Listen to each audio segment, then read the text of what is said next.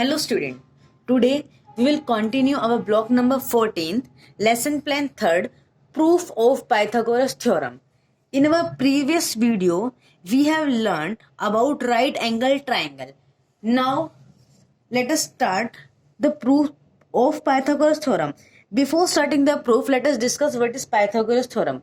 तो Pythagoras theorem एक theorem है, that means आपको Pythagoras theorem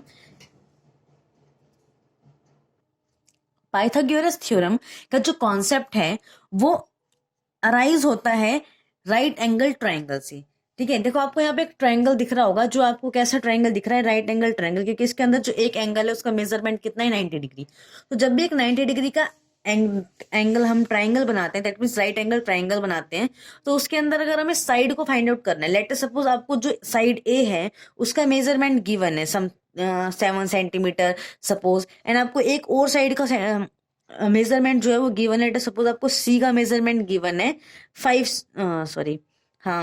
9 centimetre, 9 centimetre 7 centimetre, let suppose ये करेक्ट मेजरमेंट नहीं होगा।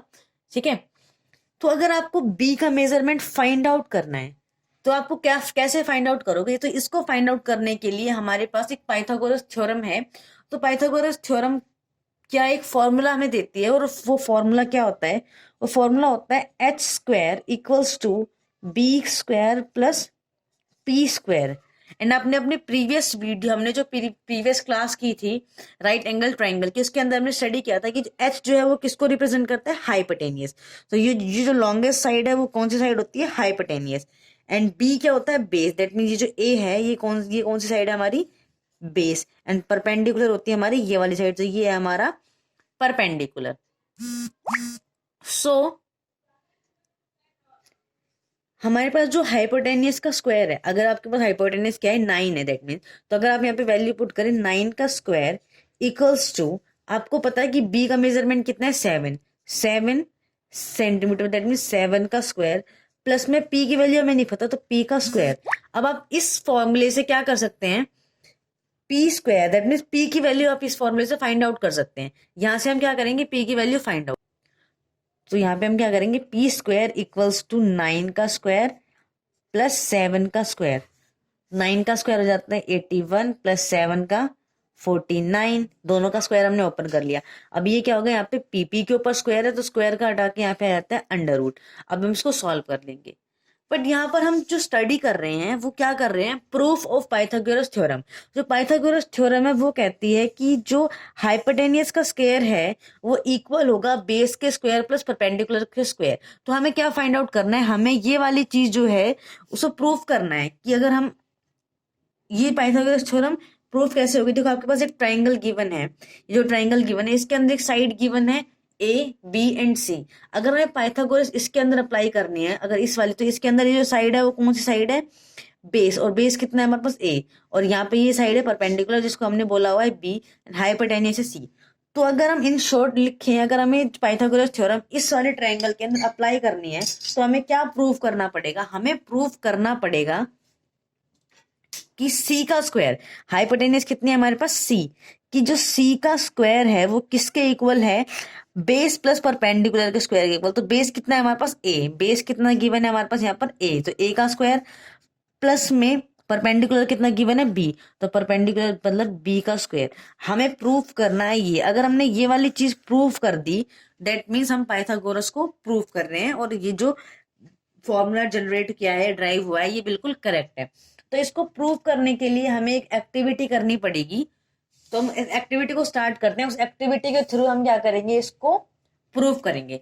तो एक्टिविटी में क्या है, सो एक्टिविटी को करने के लिए हमारे पास 2 स्क्वायर्स हैं एंड कुछ ट्राइंगल्स हैं। जो ट्राइंगल्स हैं वो बिल्कुल इक्वल मेजरमेंट के हैं, दैट मीन्स अगर हम इसको एक साथ प्लेस करें तो ये बिल्कुल एक दूसरे को ओवरलैप कर लेंगे।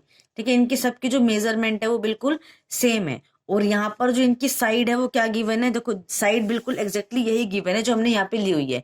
जो नीचे वाली साइड है, बेस जो है वो कितना है, ए है, परपेंडिकुलर है बी, एंड हाइपोटेनियस है सी। तो हमें प्रूफ क्या करना है, हमें प्रूफ करना है कि सी का स्क्वायर, दैट मीन हाइपोटेनियस का स्क्वायर, सी का स्क्वायर जो है वो इक्वल है ए के स्क्वायर प्लस बी के स्क्वायर के। तो इसको प्रूफ करने के लिए ही हम ये एक्टिविटी जो है वो कर रहे हैं। एक्टिविटी के अंदर क्या है, हमारे पास 2 स्क्वायर्स हैं, ठीक है।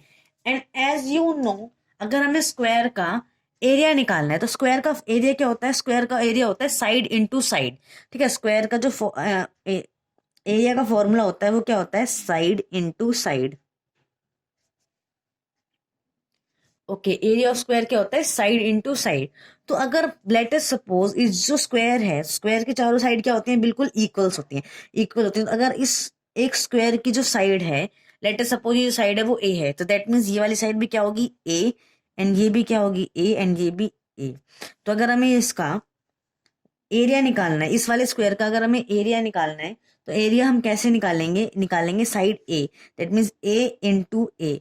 और ए इंटू ए क्या हो जाता है, a into a equals to a square, right. ठीक है।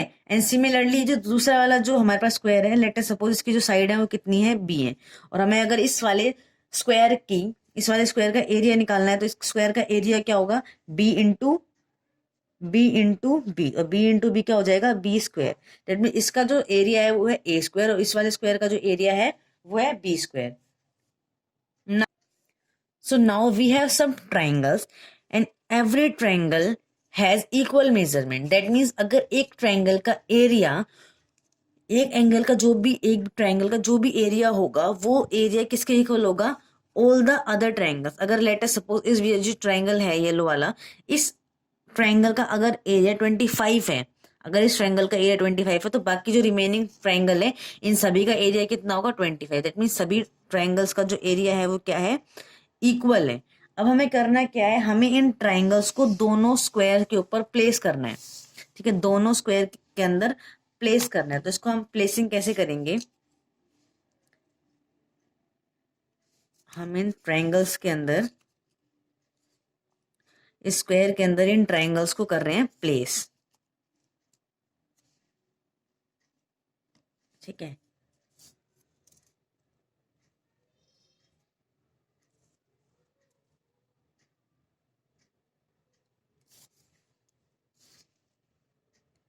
हमने एक ट्रायंगल के अंदर, एक स्क्वायर के अंदर ट्रायंगल्स को कर दिया प्लेस। सिमिलरली हम दूसरे स्क्वायर के अंदर भी इन सभी ट्रायंगल्स को कर देंगे प्लेस। ठीक है, देखो अब हमने इन ट्रायंगल्स को स्क्वायर के अंदर जब प्लेस कर दिया, तो आपने देखा होगा कि बीच के अंदर, इन द सेंटर, बिल्कुल मिडिल के अंदर एक स्क्वायर फॉर्म हो गया। दोनों दोनों बड़े जो स्क्वायर्स हैं उनके अंदर एक छोटा छोटा स्क्वायर फॉर्म हो गया। तो अगर इन दोनों ही स्क्वायर के एरिया इक्वल है, देखो आपने देखा होगा दोनों ही जो स्क्वायर है वो इक्वल साइज के, इसकी साइड भी ए है, इसकी साइड हमने ए ली थी, इसकी बी। लेट अस सपोज कि इसकी साइड भी क्या है, बी है, इनकी इसकी साइड भी क्या है, ए है या बी है। दोनों ट्रायंगल्स जो है वो सेम है, और दोनों का जो एरिया है वो भी क्या है, सेम है। अगर दोनों बड़े स्क्वायर्स का एरिया जो है वो इक्वल है, तो जो जहाँ पे जो छोटे छोटे स्क्वायर्स फॉर्म हुए उनका एरिया भी क्या होगा, इक्वल होगा, राइट। इन दोनों ट्रायंगल, दोनों जो अंदर बीच में अनकवर्ड, दैट मीन्स व्हाइट जो पार्ट है उसका जो एरिया है वो क्या होगा, इक्वल होगा, है ना। व्हाइट पार्ट का जो एरिया है वो आपस में क्या होगा, इक्वल होगा। अब अगर हम एक स्क्वायर में जो ट्रायंगल के अरेंजमेंट है वो ऐसे ही रहने दें, उसके साथ हम कोई भी चेंज ना करें, लेकिन जो दूसरा ट्रायंगल है, जो दूसरा स्क्वायर है, उसके अंदर जो ट्रायंगल्स की जो हमने प्लेसमेंट की है, प्लेसिंग की है, उसको अगर हम थोड़ा चेंज कर दें, अगर हम इसको जरा चेंज कर दें, इसको यहां पर ज्वाइन कर दें, एंड इसको हम ज्वाइन कर दें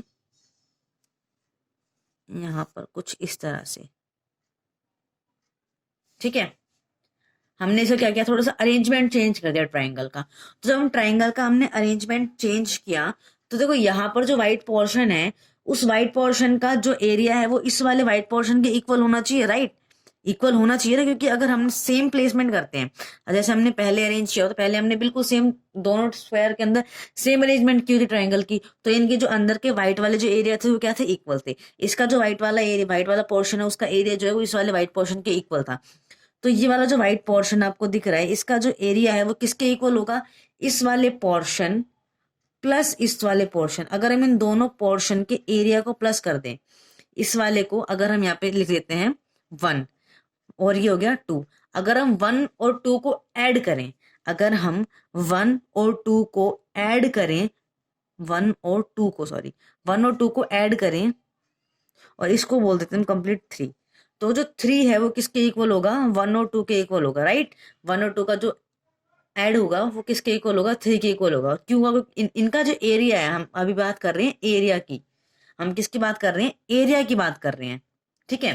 तो जो इनका एरिया है वो इक्वल होगा। इक्वल क्यों होगा वो आपने देख लिया, क्योंकि हमने सिर्फ अरेंजमेंट तो चेंज किया है, वाइट पोर्शन तो उतना ही है, ठीक है।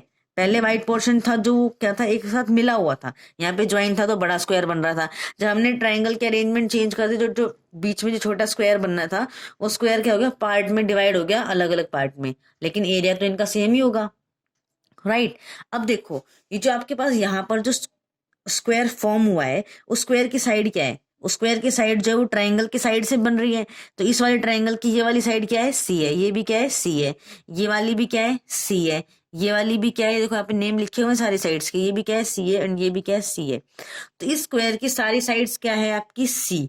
तो स्क्वायर का जो एरिया का फॉर्मूला है वो क्या होता है, साइड इंटू साइड।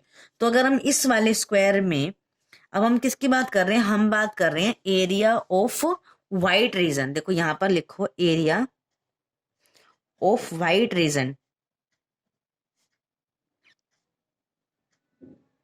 ठीक है। जो व्हाइट रीजन है उसका एरिया का क्या होगा, तो इस वाले स्क्वायर में जो व्हाइट रीजन है उसका एरिया क्या होगा, सी इंटू सी, सी इंटू सी, ठीक है, सी इंटू सी, दैट मीन्स सी का स्क्वायर, राइट। और जो दूसरा वाला स्क्वायर है उसके अंदर भी जो व्हाइट पोर्शन है, व्हाइट पोर्शन का तो दोनों में क्या होगा, इक्वल होगा ना। इसका व्हाइट पोर्शन जो है वो इसके व्हाइट पोर्शन के इक्वल होगा। इसके अंदर व्हाइट पोर्शन का एरिया क्या है, यहाँ पे इक्वल लगा देते हैं। ये था फर्स्ट ट्राइंगल का, ये जो पहले वाले ट्राइंगल स्क्वायर का था। अभी दूसरे वाले स्क्वायर में जो व्हाइट पोर्शन है उसका एरिया क्या है। तो इसके अंदर पहले आप देखो साइड देखो, ये वाली साइड क्या है, बी है, ये वाली साइड क्या है, बी है, और ये वाली साइड भी क्या है, बी है। तो स्क्वायर की तो चारों साइड इक्वल होती हैं, ये बी है, ये बी है, तो ये वाली साइड्स भी क्या होंगी, बी, दोनों साइड क्या होंगी, बी। तो यहाँ पर इस वाले स्क्वायर का जो एरिया है वो क्या हो जाएगा, बी इंटू बी, प्लस में अभी ये इक्वल थोड़ी हुआ, ये तो बड़ा स्क्वायर था, ये छोटा था, और ये बड़ा वाला स्क्वायर जो है वो किसके इक्वल होगा, इन दोनों छोटे व्हाइट पोर्शन के इक्वल होगा। और इस वाले स्क्वायर हमने अभी जो बी इंटू बी लिखा है, दैट मीन्स बी स्क्वायर, वो लिखा है इसका एरिया। अब इस वाले व्हाइट पोर्शन का एरिया क्या होगा, देखो इसकी साइड देखो, इसकी ये वाली साइड क्या है, ए है, और इसकी ये वाली साइड भी क्या है, ए है। तो स्क्वायर के साइड साइड इक्वल होते हैं, तो ये भी ए होगी और ये भी क्या होगी, ए हो जाएगी, सारी साइड क्या हो जाएंगी, ए। तो इसका साइड ए है तो इसका एरिया कितना होगा, ए इंटू ए, साइड इंटू साइड होता है ना, ए इंटू ए। तो प्लस में ए इंटू ए क्या हो गया, ए का स्क्वायर। और यही हमें क्या करना था, प्रूफ करना था। पाइथागोरस थ्योरम जो है वो हमने प्रूफ कर दी। पाइथागोरस थ्योरम में हमें क्या करना था, यही प्रूफ करना था कि सी का स्क्वायर जो है वो इक्वल है ए स्क्वायर प्लस बी स्क्वायर। तो यहाँ पे हो गया ना ए स्क्वायर प्लस बी स्क्वायर, ठीक है, हैंस प्रूफ। ठीक है, आपको इसके अंदर कोई पूरा प्रूफ लिखना नहीं है, ये सिर्फ एक एक्टिविटी थी, तो ये हमने क्या कर दिया, प्रूफ कर दिया, हैंस प्रूव्ड। ये आपकी पाइथागोरस थ्योरम हो गई proof. Now a question arise, what is the use of Pythagoras theorem. हमने पाइथागोरस थ्योरम पढ़ ली कि क्या होती है, उसका प्रूफ पढ़ लिया कि भाई प्रूफ क्या होता है, ठीक है। अब एक क्वेश्चन अराइज हो गया कि भाई पाइथागोरस थ्योरम का यूज कहाँ पर होता है।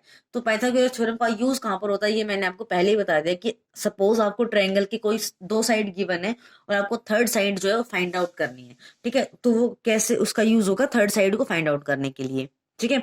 जैसे हमने यहाँ पर किया था, इसकी दो साइड ले ली थी, इसको हमने कंप्लीट सॉल्व नहीं किया, इसको कंप्लीट सॉल्व कर लेना। अब हम एक एग्जांपल और लेते हैं, let us take an example. हमारे पास एक राइट एंगल ट्राइंगल है, ठीक है, जिसकी हमारी एक साइड है 17 सेंटीमीटर, ये साइड है 8 सेंटीमीटर और ये है 15 सेंटीमीटर। यहाँ पर बन रहा है 90 डिग्री का एंगल।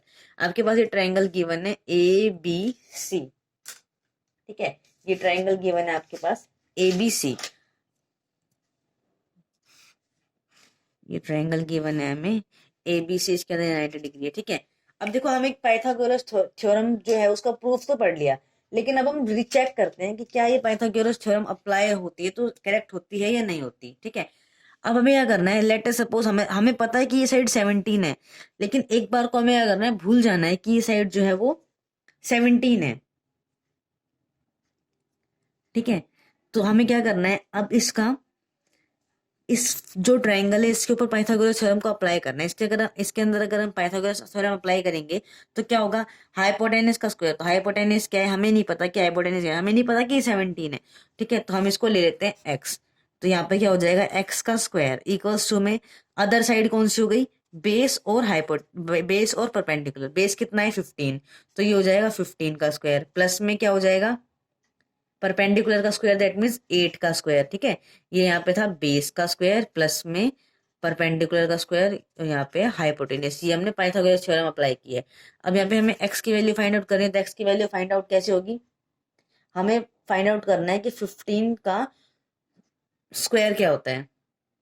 15 का स्क्वायर होता है 225, ठीक है, एंड 8 का स्क्वायर होता है 8 इंटू 8, 8 जा 64। ठीक है, अब हमें क्या करना है, इन दोनों को ऐड करना है, तो 5 4 यहाँ पे हो जाएगा 9 6 8 एंड 2, क्या गया हमारे पास 289। ये 289 किसकी वैल्यू आई है, एक्स स्क्वायर की वैल्यू आई है। अब हमें एक्स की वैल्यू फाइंड आउट करनी है, तो क्या करेंगे, ऐसे स्क्वायर को रिमूव करते हैं, तो यहाँ पे लग जाता है रूट, ये हो जाता है 289, एंड 289 का जो रूट है उसको हम सॉल्व करेंगे तो हमारे पास वैल्यू आएगी 17। तो यहाँ पर क्या हो गया, हमने देख लिया, हमने चेक कर लिया कि पाइथागोरस थ्योरम को कैसे अप्लाई करते हैं। और इसका जो थर्ड साइड है, एक्स की वैल्यू क्या है, अगेन 17 आई है, और हमें तो ऑलरेडी पता था कि एक्स की वैल्यू क्या है 17 है, तो ये हमने सिर्फ रीचेक किया है। ठीक है, अगर आपको इसके अंदर अगर यहाँ पे 15 भी मिसिंग हो सकता था, 8 भी मिसिंग हो सकता था, अगर कोई भी साइड मिसिंग है तो उसको पाइथागोरस थ्योरम का यूज करके फाइंड आउट किया जा सकता है। Now let us discuss our workbook S3 proof of Pythagoras theorem. Question number 1, find the area of square with given side. आपको साइड गिवन है, स्क्वायर का एरिया फाइंड आउट करना है। तो अगर स्क्वायर की साइड जो है वो आपको 9 सेंटीमीटर गिवन है, तो वी नो की साइड स्क्वायर की ऑल साइड्स आर इक्वल, तो उसकी सारी साइड क्या होंगी 9 सेंटीमीटर। एंड स्क्वायर का एरिया का फॉर्मूला क्या होता है, side into side, side into side, that means 9 into 9। इसको हम कैसे लिख सकते हैं, 9 का स्क्वायर भी लिख सकते हैं। 9 का स्क्वायर को अगर हम ओपन करेंगे तो 9 इंटू 9 होता है, 9 इंटू 9 81। तो यहाँ पर जो एरिया है वो क्या हो गया 81। सिमिलरली आपको बी एंड सी पार्ट का एरिया फाइंड आउट करना है by your own. Now come to the question number second. Question number second में कह रहा है, use the Pythagoras theorem to find out which of the following combination of length of a side can form a right angle triangle. आपको triangle की 3 sides given है। ठीक है, हर part के अंदर आपको ट्राइंगल की 3 साइड गिवन है। जैसे कि आपको ए पार्ट के अंदर ट्राइंगल की साइड्स गिवन है 5 12 एंड 13। तो आपको पाइथागोरस थ्योरम को अप्लाई कर क्या फाइंड आउट करना है कि क्या ये 90 डिग्री का angle, that means right angle triangle form करता है या नहीं फॉर्म करता। तो उसको फाइंड आउट करने के लिए क्या हमें पता है कि पाइथागोरस थ्योरम क्या होती है, हाइपोटेनस का स्क्वायर इक्वल्स टू बेस का स्क्वायर प्लस परपेंडिकुलर का स्क्वायर। एंड हाइपोटेनस क्या होता है, लॉन्गेस्ट साइड, सबसे लंबी साइड। तो इसमें सबसे लंबी साइड कौन सी है 13, दैट मीन्स सॉरी हाइपोटेन्यूस की वैल्यू क्या हो जाएगी 13। ठीक है, तो हम यहाँ पे अप्लाई करके देखेंगे कि 13 का स्क्वायर जो है वो इक्वल होना चाहिए बेस और परपेंडिकुलर। देखो अब हमें नहीं पता कि 5 बेस है या 12 बेस है, तो हम किसी को भी बेस ले सकते हैं और किसी को भी परपेंडिकुलर। ठीक है, हम यहाँ पे ले लेते हैं 5 को, ले लेते हैं बेस 5 का स्क्वायर, प्लस में परपेंडिकुलर ले लेते हैं 12 को, 12 का स्क्वायर।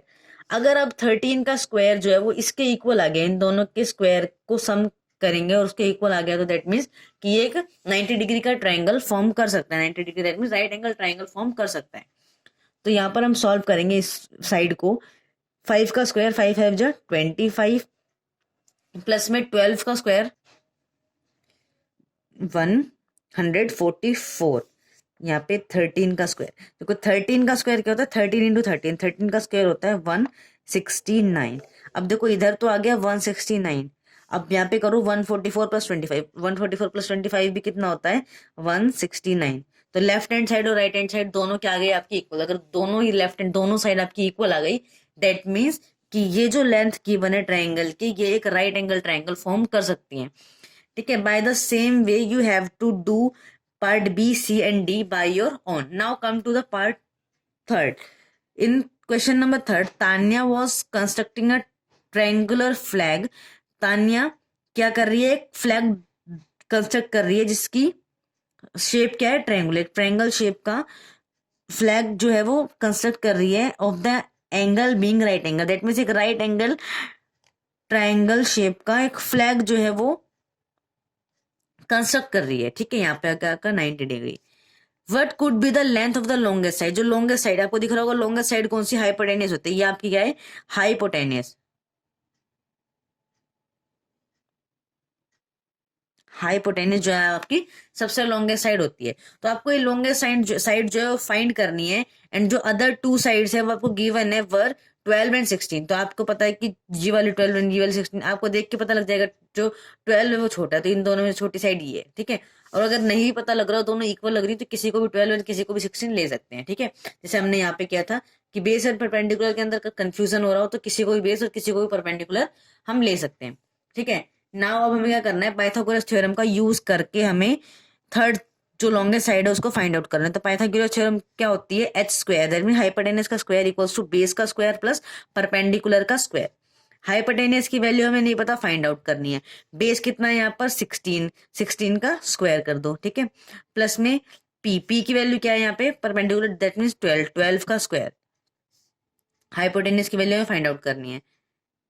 यहाँ पे 16 का स्क्वायर कितना हो जाएगा, 16 का स्क्वायर हो जाएगा 256। नाउ 12 का स्क्वायर हो जाता है 144।